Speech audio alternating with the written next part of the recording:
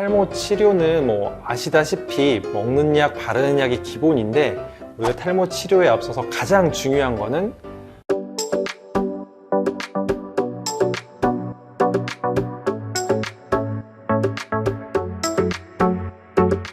안녕하세요. 모나라 피부과 원장 김대효입니다. 이번 영상에서는 탈모의 초기 증상과 원인 그리고 치료는 어떻게 해야 되는지에 대해서 말씀드려 보도록 하겠습니다.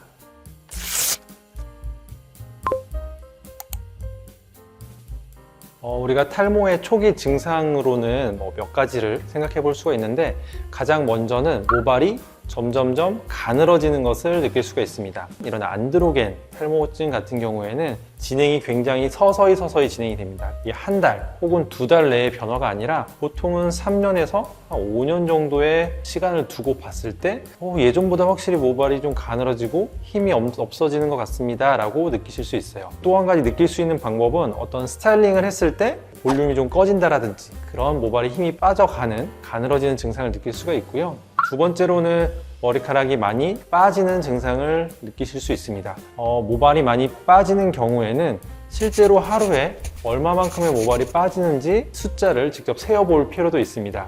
아니 이렇게 현대적인 시대에 AI도 나오고 이러는데 머리카락을 어떻게 세요? 라고 물어보시면 사실은 빠지는 머리카락은 아직까지 예전처럼 직접 빠지는 머리카락을 모아서 직접 카운팅하는 방법밖에 없기는 한데 하루 평균 머리카락은 30에서 50가닥 정도 빠질 수가 있고 정상적으로는 최대 100가닥까지는 우리가 정상 범위로 보고 있기 때문에 내가 정말 하루에 빠지는 머리카락들을 모아서 세어봤을 때 하루에 100개가 이상 넘어가는지를 체크해 보시는 것이 좋겠습니다. 세 번째로는 이마가 점점 올라가는 M자 탈모가 진행될 수 있습니다.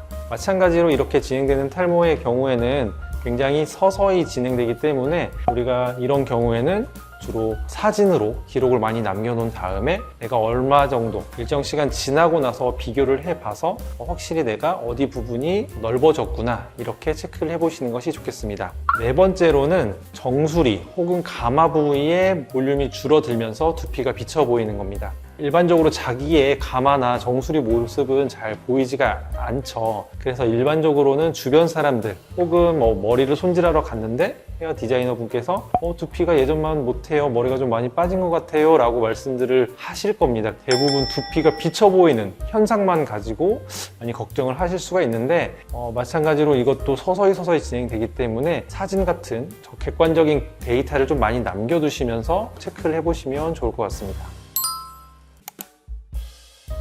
탈모의 종류가 굉장히 다양한데 그 종류에 따라서 원인도 달라질 수 있습니다. 그런데 우리가 탈모라고 일반적으로 말을 할 때 안드로겐 탈모, 즉 유전성 혹은 남성형, 여성형 이런 안드로겐성 탈모가 한 70에서 80%를 차지를 하고 있고 휴지기 탈모라고 해서 모발이 많이 빠지는 탈모가 15에서 한 20%, 그러니까 이 두 가지 탈모를 합치면 거의 90% 정도의 비율을 차지하고 있기 때문에 우리가 흔히 탈모라고 하면 이 두 가지를 떠올리시면 되는데 안드로겐 탈모 같은 경우는 원인이 가장 크게 대표적으로 세 가지가 있습니다. 첫 번째는 유전, 가족력이죠. 그래서 가족분 중에 탈모가 있는지 체크를 해봐야 되고 두 번째는 DHT라는 호르몬의 작용이 영향을 줄 수 있습니다. 남성용 호르몬인 테스토스테론이 DHT라고 하는 디하이드로 테스토스테론이라고 하는 물질로 변환이 되는데 이 DHT라는 호르몬이 모낭에 결합을 함으로써 탈모를 유발하게 되거든요. 그래서 두 번째 원인은 DHT 호르몬이 되겠습니다.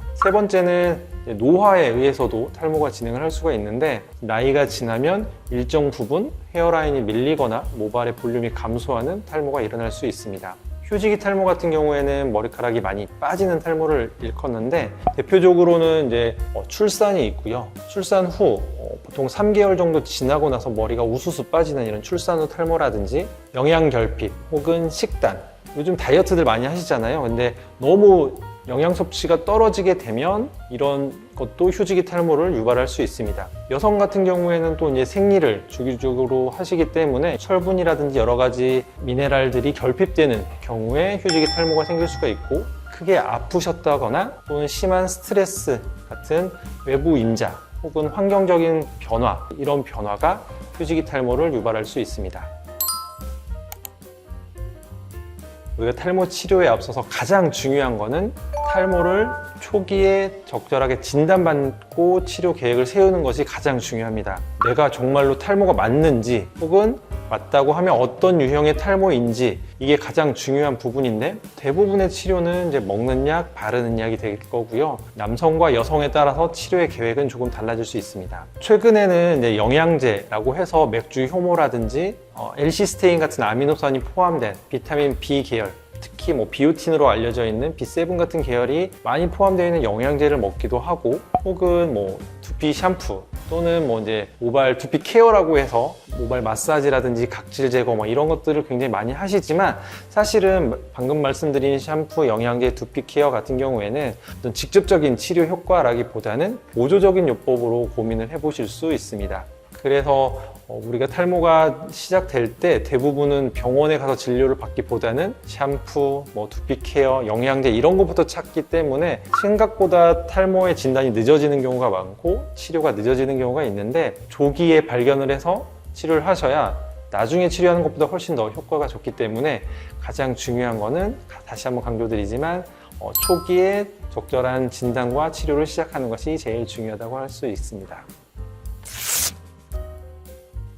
오늘 영상에서는 탈모의 초기 증상과 원인 그리고 어떻게 치료를 시작하면 좋을지에 대해서 말씀드렸는데 초기에 혼자 고민하지 마시고 가까운 병원에 가셔서 적절한 진단과 함께 치료를 시작하는 것이 제일 좋겠습니다.